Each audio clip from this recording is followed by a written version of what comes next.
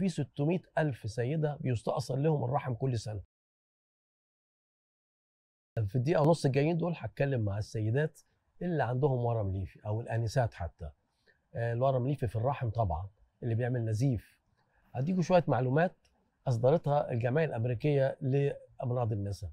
قالت لنا إنه في 600,000 سيدة بيستأصل لهم الرحم كل سنة في أمريكا، وإن حوالي 40% منهم يعني 250,000 كان عندهم ورم ليفي. اتضح إن 80% من 250,000 يعني 200,000 واحدة كان ممكن ما يستأصلش الرحم، ولكن كله بيستسهل.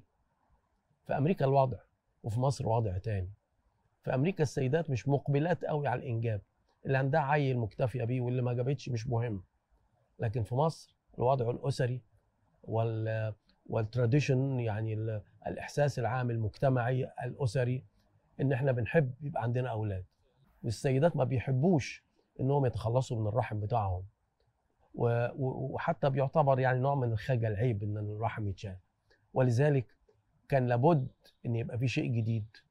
السيدات اللي 200,000 واحدة دول لو عندنا في مصر كان ممكن يتعمل لهم حاجة تانية مختلفة. ولذلك احنا هنتكلم معاكم في موضوع اسمه تجفيف الورم الليفي تحت الأشعة التدخلية بدون جراحة مع الاحتفاظ بالرحم.